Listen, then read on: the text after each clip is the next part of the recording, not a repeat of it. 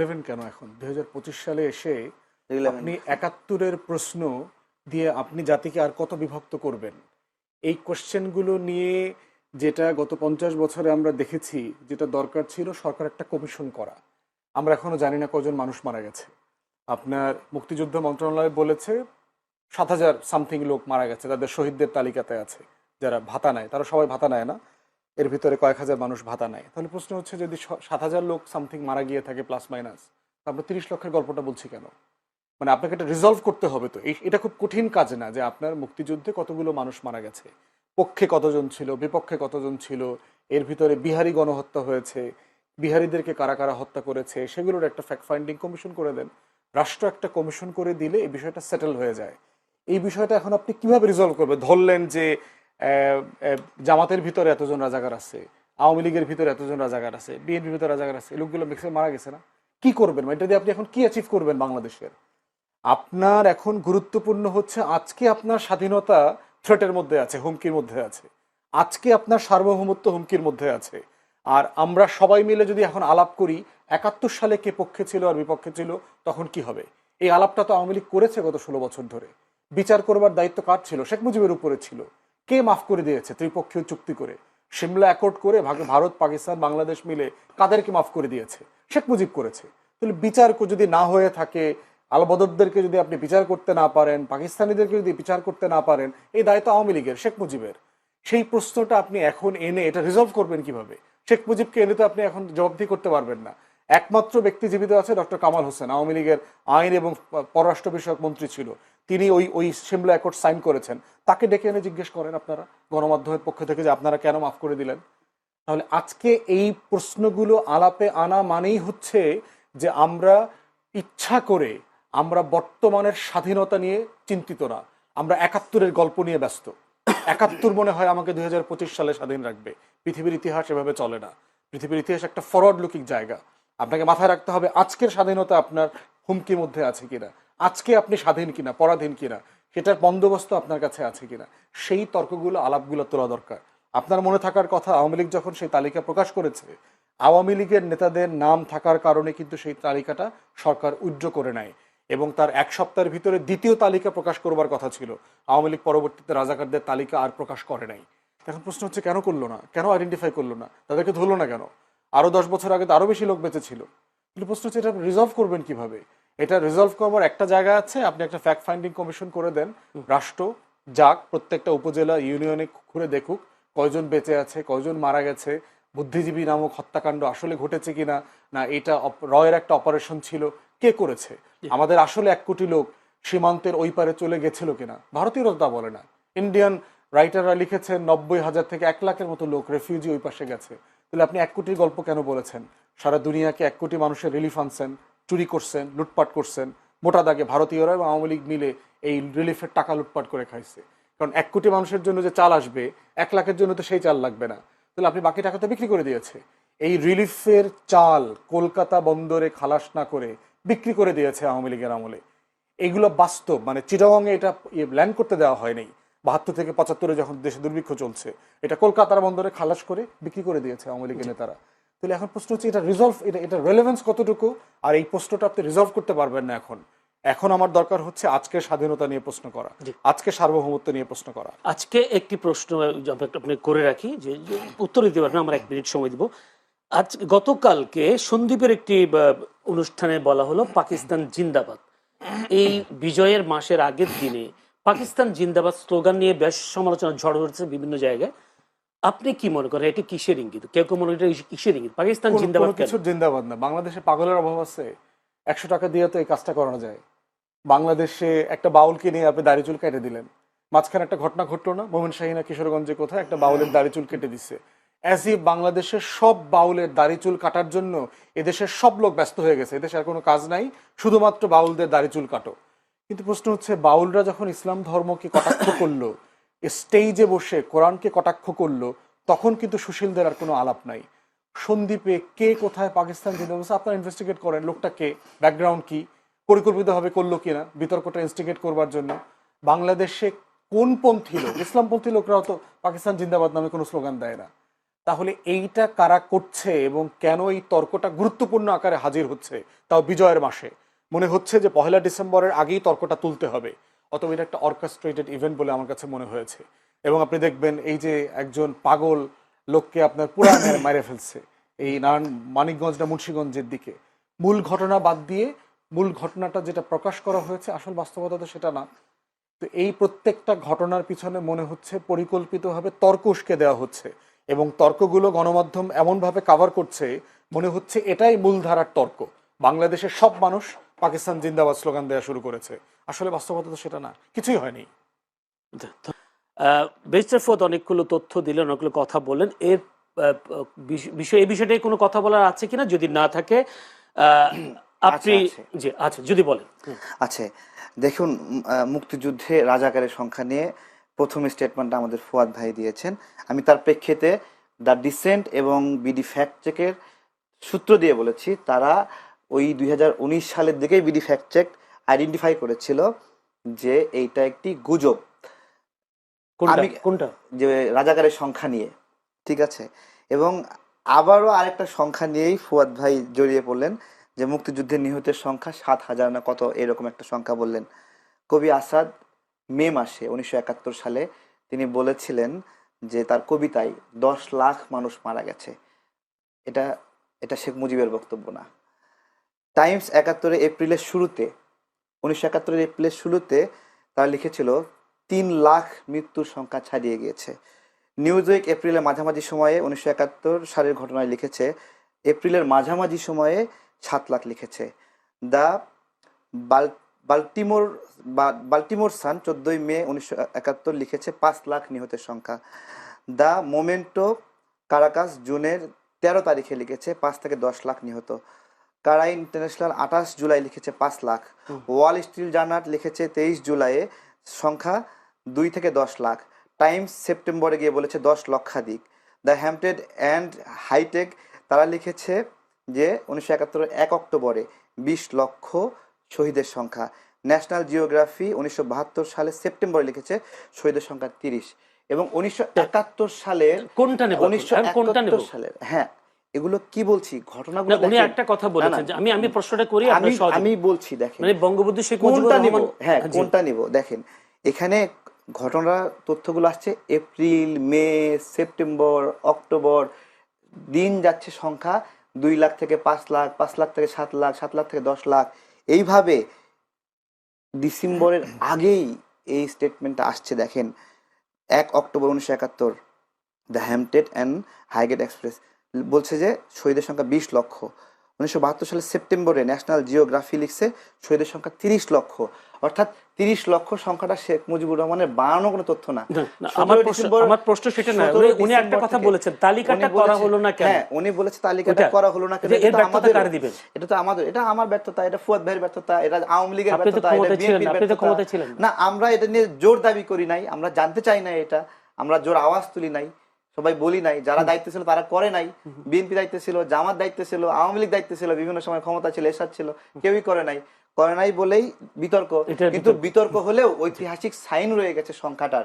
17 December থেকে শুরু করে শেখ মুজিবুর রহমান 9 জানুয়ারি বাংলাদেশে পদার্পণের আগ পর্যন্ত 30 লক্ষ সংখ্যাটি না হলেও 1 ডজন পত্রিকায় আসছে। আমি একটা নতুন প্রশ্নে যাই। 7,000 বলাটা একটা অন্যায়। জি, আমি একটা নতুন প্রশ্নে যাই।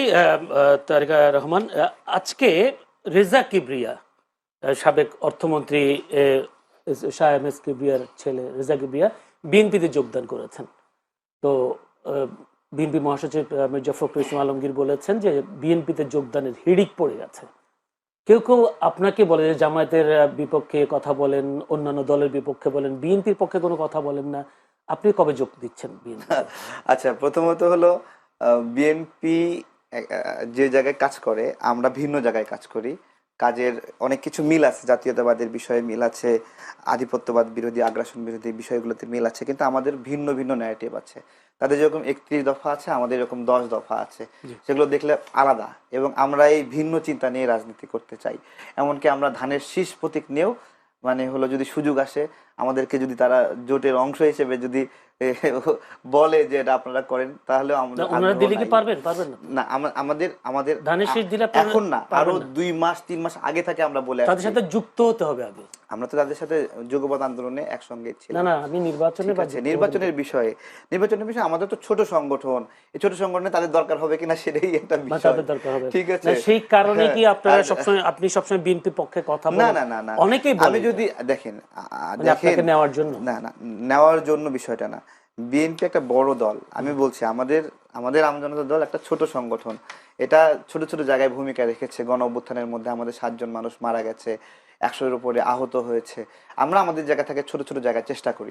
ঠিক আছে, আপনারা আপনাকে নির্বাচন করতে পারবেন? আপনি নির্বাচন করতে পারবেন? অবশ্যই আমরা চাই নির্বাচন করতে। আমাদের মানে নিবন্ধন স্বতন্ত্র? নিয়ে অনেক জটিলতা হচ্ছে। আচ্ছা। আমরা চেষ্টা করছি নিবন্ধনটা পাওয়ার। নিবন্ধন পেলে আমরা সারা দেশেই সকল জায়গা থেকে প্রার্থী দেব। এবং আমাদের আমাদের এটা আমাদের একটা খুব আবেদন, আমাদের নিবন্ধনের এই জটিলতাটা শেষ হয়ে যাক। এবং আমরা বিএনপিকে কেন সমর্থন করি সেটা জিজ্ঞাসা করেছিলেন। প্রথমত জাতীয়তাবাদী দলের চিন্তাগুলো আমাদের ভালো লাগে, ঠিক আছে, সে জায়গা থেকে। এবং এছাড়া বিএনপির বিদেশ ভক্তি কম, যেটা অন্যান্য দলগুলো বিদেশি শক্তির সাথে বেশি বেশি মিটিং করে, আলোচনা করে, সে জায়গা থেকে বিএনপির এই প্রবণতা কম হওয়ার কারণে আমরা বন্ধু হিসেবে নতুন একটা তাদেরকেই প্রশ্নে গ্রহণ যাই। করছি। তারেক রহমান, আপনি কোনো কোনো সময় বলেছেন যে জামায়াত বেশি আসন পাবে না বিএনপিকে ছাড়া, এরকম একটা বক্তব্য আপনার ভাইরাল দেখেছি। কিন্তু বিভিন্ন জরিপ বলছে জামায়াতের আসন বাড়বে।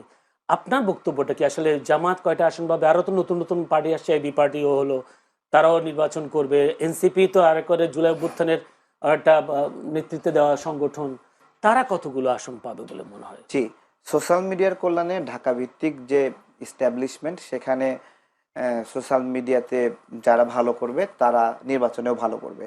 কিন্তু ঢাকার বাহিরে প্রান্তিক পর্যায়ে যে রাজনৈতিক ইস্টাবলিশমেন্ট, সেখানে আপনার হলো অনেক কঠিন হিসাব নিকাশ। সেখানে ফ্যামিলি লিগ্যাসি আছে, রাজনৈতিক লিগ্যাসি আছে, এবং আপনার দীর্ঘ সময়ের জনগণের সাথে একটা বন্ধুত্বের আছে। জামাত তো নিজেকে জামাত হিসেবে বলতোই না আগে। তারা আবার ভোট চাইতে গেলে কি পরিচয় ভোট চাইতে যাবে? সেই জায়গা থেকে বলছি, যারা নিজেদের পরিচয়টাই দিতে শঙ্কাবোধ করতো আগে, তারা হঠাৎ করে 2-4 মাস, 5 মাস, 6 মাসের ক্যাম্পেইনে সব উল্টায় ফেলবে। এখান থেকে আমার যে তারা ফেসবুকে অনেক হাইপ তুলতে পারে, কৃত্রিমভাবে জনপ্রিয়তা দেখাতে পারে, কিন্তু এর মানে পাবলিক কনসার্ন না। আর 1971 সালের এই বিষয়টা অনেকে বলতে পারে যে এগুলো আর প্রয়োজন নাই, এগুলো এখন কেন বলছি, নতুন করে সাজাইতে হবে। আমি বলি ভাই, বাংলাদেশ যতদিন থাকবে ততদিন রাজাকারদেরকে মানুষ যেরকম মনে রাখবে, মুক্তিযোদ্ধাদেরকে মনে থাকবে। যতদিন এই পতাকা থাকবে ততদিন মুক্তিযুদ্ধ প্রাসঙ্গিক, যতদিন এই মানচিত্র থাকবে ততদিন এই মুক্তিযুদ্ধ প্রাসঙ্গিক, যতদিন আমাদের জাতিসংগীত থাকবে ততদিন মুক্তিযুদ্ধ প্রাসঙ্গিক। আপনি যতই অপ্রাসঙ্গিক করার চেষ্টা করেন, এই বিজয়ের মাসে এই আলোচনা চলবেই চলবে। আপনি আসনের কথা বললেন না, আপনি তো বলেছেন কোন আসনে নির্বাচন মানে করব। কে কে আসনটা কয়টা, ওরা কয়টা আসন পাবে? আচ্ছা, আপনি আচ্ছা, যদি আচ্ছা। দাঁড়ান বা আপনাদের দল যদি দাঁড়ান, আপনারা কয়টা আসন পাবেন? না, আমাদের একটা জায়গাতেও জয়ী হওয়ার সম্ভাবনা নাই, ঠিক আছে। এবং কোন জায়গায় গেলে 1000 ভোটও পাওয়া কঠিন হবে। এগুলো আগ বাড়িয়ে অনেক বেশি বলা ঠিক না, বা নাও ভোট পেতে পারি। আমাদের যেটা সোশ্যাল মিডিয়ায় কিছু মানুষ চেনে জানে, কেউ গালি দেয়, কেউ ভালোবাসে, এই মাঝামাঝি একটা অবস্থানে প্রাইমারি লেভেলে আছি। আমাদের জন্য নির্বাচন অনেক পরে হলেও ভালো হতো, আমরা আরো কাজ করার সুযোগ পেতাম। কিন্তু আমরা দেখছি যে দেশটা স্থিতিশীল হলে ভালো হয় দেশের জন্য, সে জায়গা থেকে নির্বাচনের গুরুত্ব নিয়ে আমরা কথা বলছি। এবং জামাত বিএনপির কথা বললেন, তো আমি বলি, যদি আওয়ামী লীগ এই নির্বাচনে অংশগ্রহণের সুযোগ পায়, তাহলে জামাত যেটা হতো, বিএনপির সহযোগিতা নিয়ে কিছু আসন পেত, তারপরে আওয়ামী লীগের সহযোগিতা নিয়ে কিছু আসন পেত। এই সময়টাতে সে একা একা, এবং এই কারণে তাদের কিছু সমন্বিত ভোট থাকতে পারে, কিন্তু জয়ী হয়ে আসার মতো ফিটনেস খুব দুর্বল। যে কারণে তাহের সাহেব জয়ী হতে তো অনেক অনেক আসন অনেক লাগবে। অনেক জয়ী না, মানে একটা আসনে এমপি হওয়ার জন্য ও আচ্ছা। যতটুকু। যেমন তাহের ভাই শেষে সে বিনয়ের সুরে বলছে যে মুজিব ভাই তো এখন নাই, মুজিব ভাইয়ের ভোটগুলো আমারে দিয়েন। তাদের অসহায়ত্বের জায়গাটা বুঝতে হবে, যে তাদের বিজয়ী মানে হওয়ার জন্য, আপনার অ্যাসেসমেন্ট হচ্ছে জামাতের খুব তাদের অসহায়। বিজয়ী হওয়ার জন্য আওয়ামী লীগের ভোট প্রয়োজন, জাতীয় পার্টির ভোট প্রয়োজন। এবং যে কারণে তারা বারবার আওয়ামী লীগ বা জাতীয় পার্টি নির্বাচনে আসবে এটা শুনলে তারা আতঙ্কিত হয়, বা তারা এটা আপনি চান কিনা আওয়ামী লীগ জাতীয় পার্টি নির্বাচনে আসুক? আপনি চান? আমি চাই বাংলাদেশের সকল রাজনৈতিক প্রক্রিয়া নির্বাচনে অংশগ্রহণ করবে, এবং কে খারাপ কে বাতিল, তাকে ওই যে বলে না জনগণ চায় আওয়ামী লীগ আর অংশগ্রহণ না করুক, তাদের বাস্তবতা নাই, ঠিক আছে, আমি বলি ওইটা জনগণের হাতে ছেড়ে দিতে হবে। মানে জনগণ কি আপনি, করবে, আমি এভাবে ধরে নিই, আওয়ামী লীগ জাতীয় পার্টি নির্বাচনে আসুক, এটা আপনি চান? এটা আমি চাই। যদি একটু ব্যারিস্টার সাজমান ফুয়াদ, আসলে কি সেই আওয়ামী লীগ জাতীয় পার্টি নির্বাচনে আসার মতো সেই পরিস্থিতি আছে কিনা? মোটেই নাই। কারণ হচ্ছে যে গণ অভ্যুত্থানের পরে যে কি ঘটেছে তার ব্যাপারে জাতিসংঘের মানবাধিকার দপ্তর থেকে একটা বিস্তারিত 114 পৃষ্ঠার একটা রিপোর্ট দেখে বলা হয়েছে। এবং আওয়ামী লীগের 6 সপ্তাহের যে আমলনামা, এই আমলনামার বাইরে তো আরও অনেক আমলনামা আছে। তার ভিতরে 2টা আমলনামা গতকালকে প্রকাশিত হয়েছে, যে পিলখানা গণহত্যার সাথে আমার প্রত্যেকটা বাহিনীকে আন্ডারমাইন করবার জন্য ভারত এবং আওয়ামী লীগ একসাথে মিলে কাজ করেছে। এইরকম একটা জাতীয় নিরাপত্তার হুমকি কোনো সংগঠন কোনো দেশে রাজনীতি নির্বাচন করতে পারে না। পৃথিবীর কোনো গণতান্ত্রিক রাষ্ট্রে এটা অ্যালাউ করা হয় না।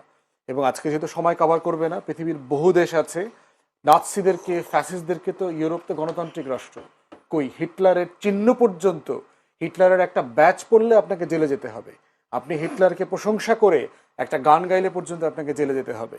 তো সেখানে গণহত্যার দায়ে অভিযুক্ত দলের নেতারা এবং জাতীয় নিরাপত্তার হুমকি এমন দলগুলো যারা দিল্লির গোলামি করেছে, বাংলাদেশের স্বাধীনতা সার্বভৌমত্বকে আন্ডারমাইন করেছে, তাদের রাজনীতি নির্বাচন করবার কোনো নৈতিক এবং রাজনৈতিক অধিকার নাই, থাকতে পারে না।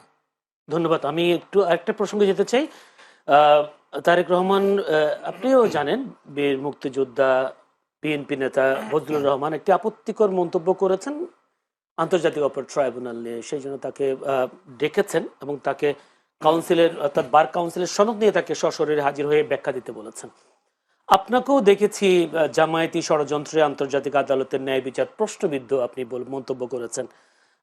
আপনি বলেছেন গণ অভ্যুত্থানের মামলাগুলোকে ভেলকা বানিয়েছে জামায়াতিরা। আসলে কিসের ভিত্তিতে বলছেন, বিষয়টা একটু পরিষ্কার করলে ভালো হয়। দেখুন, এটিএম আজহার যিনি যুদ্ধাপরাধী হিসেবে সাজাপ্রাপ্ত, তিনি জামিন পেলেন কিভাবে বা মুক্তি পেলেন কিভাবে, এইটা ওনার মুক্তির আগে জামাতে ইসলাম অনেকগুলো আন্দোলন করেছে। এক প্রকারান্তে একটা আন্দোলন কেন্দ্রিক চাপ সৃষ্টি করেছিল আদালতের ওপরে। আমরা এটা বলতে পারি যে একটা আদালতকে প্রভাবিত করার জন্য মব তৈরি করেছিল। যদি কেউ এভাবে বলে তাহলে আমি মনে করি যে এটা এভাবে বলা যায়, মব তৈরি করেছিল। এবং এই যে আমার প্রশ্ন হলো, এটিএম আজহারকে যখন জামিনটা দিল বা মুক্ত করলো, সেই সময় কি রাষ্ট্রপক্ষ বিরোধিতা করেছিল? রাষ্ট্রপক্ষের কাজ কি? নাকি রাষ্ট্রপক্ষ বলছিল তাড়াহুড়ো করে জামিন দিয়ে দাও? ঠিক আছে, আমি এখানেই বলতেছি যে আসলে কিভাবে ফাংশন করছে আমাদের এই গণ অভ্যুত্থানে। অনেক রাজবন্দী মুক্ত হয়েছে, আমরা যারা জেলে গেছিলাম আমরাও মুক্ত হয়েছি। কিন্তু এই পালের সাথে ডেস্টিনির মতো, ডেস্টিনি 43 লক্ষ গ্রাহকের মানুষের টাকা আত্মসাৎ করে তারাও কিন্তু বের হয়ে আসছে। আবরার ফাহাদের খুনিও কিন্তু পালিয়ে গিয়েছিল। আমি ওইখানে আইজিপি মামুনের বিষয়ে আমি বলেছিলাম যে আইজিপি মামুন, রাষ্ট্রপক্ষ, আইনজীবী তো তাজুল ইসলাম ভাই এখানে লড়াই করছে, তার তো জামাতের একটা লিগেসি, পুরনো লিগেসি আছে। বা জামাত করেন, এখন জামাত করে না, কিন্তু উনি তো জামাতের ওই সময় যুদ্ধ অপরাধী মামলার জামাতের পক্ষের আইনজীবী ছিলেন, তাই না? তো সেই বিবেচনাটা এখানে অগ্রাধিকার পেয়েছে কিনা ওনাকে চিফ প্রসিকিউটর করার ক্ষেত্রে, আমি সেটা বলেছিলাম যে যুদ্ধাপরাধী এই মামলা বা গণহত্যা মামলার আসামি পক্ষের আইনজীবী, আবার হলো সে এখন সময়ের প্রেক্ষাপটে যে সে আরেক গণহত্যার মামলার জন্য সে আইনি লড়াই করতেছে। এখানে আমার সমস্যা ছিল যে আরেকটু ভিন্ন রকম মানুষ পাওয়া তাজুল ইসলামকে না দিলে অন্য কাউকে দিলে এটাকে আপনি কি? আমি আরেকটু ভালো মনে করতাম। যেরকম শেখ হাসিনার করে যাওয়া যুদ্ধাপরাধের মামলাগুলোকে আমরা সমর্থন করি না, তার যে ফাঁসি দিয়েছিল, ধরে ধরে ফাঁসি দিয়েছিল এক একজনকে, আমরা এটা সাপোর্ট করি না, তেমনি এইখানে ওই তাজুল ইসলাম ভাইও এখানে আসা যুক্তিযুক্ত হয়নি। আরো শুনেছি, এবং আমাদের কাছে একটা আসছে, গতকালকে একটা অডিও আসছে, উনি তাজুল ইসলাম ভাই কনভিন্স করার চেষ্টা করছে একটা শহীদ পরিবারকে যে তোমরা এই রায়টা এইভাবে মাইনে নাও। এই রায়টা এইভাবে মানে ওইখানে যে আইজিবি, হ্যাঁ আইজিবি মামুনের যে এই যে 5 বছর বা সীমিত সাজার যে বিষয় আছে, এইভাবে মাইনে নাও।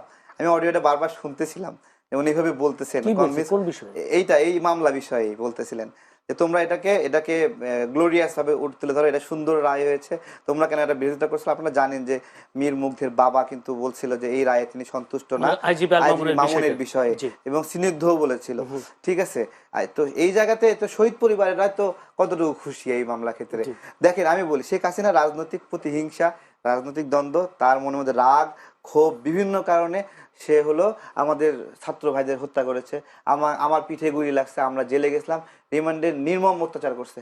আমার কথা, যে শেখ হাসিনার কথায় আমাকে রিমান্ডে নির্মম নিপীড়ন করলো, সেই বেটা কি কম অপরাধী?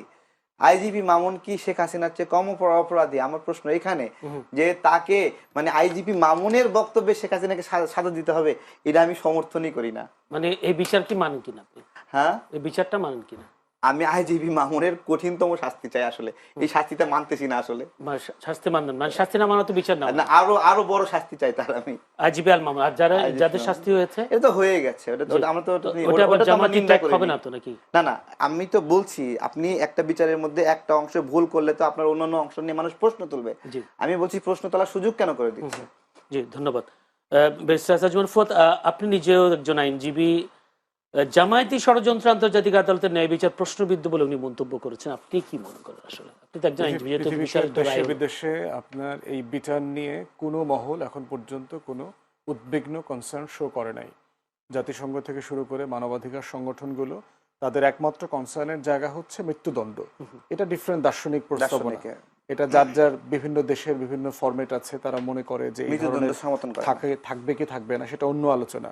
কিন্তু বিচারিক প্রক্রিয়া নিয়ে পৃথিবীতে দেশি বিদেশি কোনো পক্ষ বলে নাই যে এখানে কোনো রকম প্রসিডিউরাল ফেলিওর আছে, আন্তর্জাতিক মান লঙ্ঘিত হয়েছে, অথবা যারা আসামি পক্ষ ছিল তাদের অধিকার লঙ্ঘিত হয়েছে, এমন কোনো দাবিকে উত্থাপন করে নাই। যেটা জামাতে নেতাদের বিচারের সময় সারা পৃথিবী এই ট্রাইব্যুনালের সমালোচনা করেছে। অতএব এটা এটা এবং আমিও তো ন্যায্যত কোনো কিছু দেখতে পাচ্ছি না যে কোথায় এখানে ষড়যন্ত্র হয়েছে। তারা তো অংশগ্রহণও করে নাই। যদি আওয়ামী লীগের প্রতি সাহস থাকতো তারা তারা ফেস করতো। আর এভিডেন্স এত ভিভিড, ডিজিটাল এভিডেন্স তো ফরেন্সিক্যালি প্রমাণ করা হয়েছে। বিবিসি, আল জাজিরা সবাই হাসিনার কণ্ঠ চেক করে বলেছে এটা তার কনভারসেশন। আমরা সবাই শুনেছি সেটা, যে তিনি হত্যার জন্য হুমকি দিচ্ছেন। অতএব সেই জায়গাতে তারপরে কেউ দ্বিমত থাকতে পারে, যারা এটার পক্ষে থাকবেন তারা হয়তো এটার পক্ষে কথা বলবেন না, সেটা অন্য বিষয়। ঘটনা তো সত্য। বিএনপির নেতা ফজলুর রহমান তো তিনি আবার এই বিচার মানতে আমার চান। মনে হয় যে ওনাকে নিয়ে আলোচনা করাটা এটা just আচ্ছা, আপনাদের ঠিক- সময় নষ্ট ঠিক হবে হবে আর না। কি, মানে আচ্ছা, তারেক রহমান, আপনার আরেকটা বক্তব্য বেশ ভাইরাল। সেটা হলো আপনি বলেছেন জামায়াতের আইনজীবী অ্যাডভোকেট শিশির মনি 1,000 কোটি টাকা চুক্তি করে আইজিবি আব্দুল্লাহ মামুনকে রাজসাক্ষী বানিয়েছেন। কোন তথ্য আছে?